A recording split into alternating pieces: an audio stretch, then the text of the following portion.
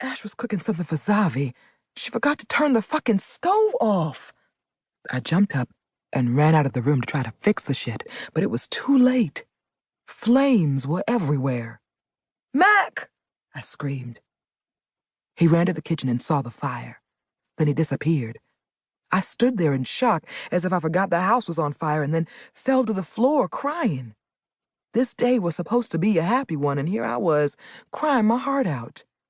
This house was the last thing I had of my mom's, and Ash had set it on fire. In one fell swoop, because her life was fucked up, she had managed to take the last thing I had. Mac came running toward me, my robe in his hand. "I know you're pissed, but we have to get out of here. Is Ash here?" he said. "No.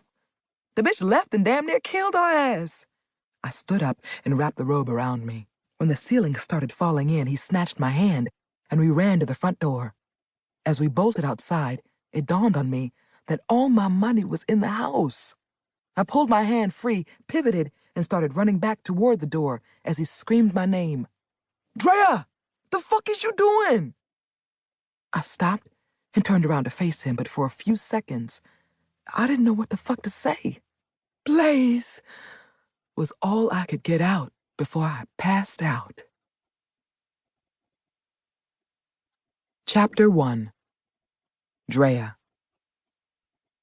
Sometimes when you passed out, people threw water on your face, and you felt like they were drowning you in your sleep. This was one time when I would have wanted to be awakened in that way. When I passed out, I kept telling myself it had to be a dream. But then I felt this heat on my face, and I knew Blaze was really here. It was he, not Ash, who had started the fire. I jumped up and looked him in his eyes, expecting to see nothing but love in those gray eyes of his, but all I saw was, "Ho, run." And that was exactly what I did. I got my pregnant ass off the ground and hauled ass. "Don't run now, Drea. Bring that ass here," Blaze yelled as he started after me. I could literally hear him flicking his big lighter as he chased me. "Drea, what the fuck you running for? Fuck that nigga."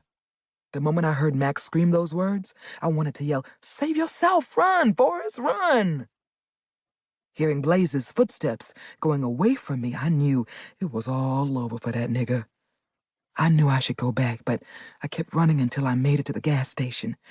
That nigga was going to save his damn self. After I walked inside, I approached the clerk. I was out of breath like a motherfucker. "Excuse me, may I please use your phone?" I asked, breathless.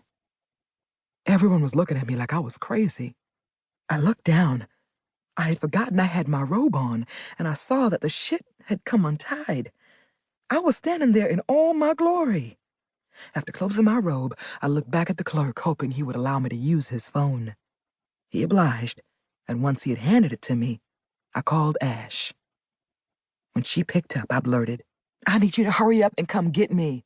I'm at the Shell gas station 4 blocks from the house." "Why aren't you at the house?" "Bitch, because it is burned down. I'll explain everything when you get here. Hurry your ass up." After I hung up the phone, I went and stood next to the chip rack and attempted to hide just in case Blaze came in here looking for my ass. This should be the happiest day of my life, but that nigga had just caught me with another nigga. This was not about to be a friendly visit. When Blaze thought I had set him up, he had that same look in his eyes. "Drea!" I could hear Ash whispering, and I came out of hiding. "Why the fuck are you whispering?" I whispered back. "Shit, I don't know. Why are you hiding? And how the hell did the house burn down?" Once we walked out the door and got in the car, I looked at her and finally spoke the words out loud. "Bitch, Blaze is alive, and I think he burned down the house." She shook her head as she squinted at me. "Okay, now you're starting to lose it." "Girl, I am not crazy. I thought I was dreaming about him when I passed out, but I woke up and that nigga was setting my face on fire. I jumped up and ran. He was chasing me until Max said, 'Fuck that nigga.'" "What the fuck? Where's Mac?" "Bitch, I don't know. I left his ass back at the house. That nigga Blaze was trying to kill me." "He wasn't trying to kill you, but he did fuck you up," she muttered. I looked at her like she was crazy.